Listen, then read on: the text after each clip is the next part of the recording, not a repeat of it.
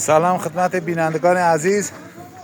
در خدمت دو تن از بازیکن‌های خوب این تورنمنت هستیم، علی و شهرام.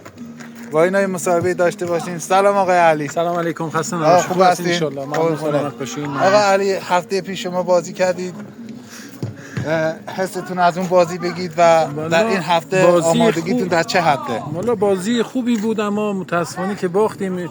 اما امروز یه بازیکن از خارج گرفتم، از ازبکستان. کدومه؟ شهرام اوزکوویچ گرفتم.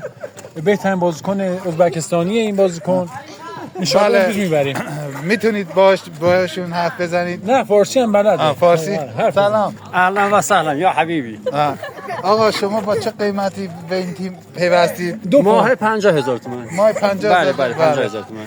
فکر می‌کنید میتونید کاری از پیش ببرید؟ ان شاء الله با امید خدا. بله با هماهنگی. آقای بانم. تپانه.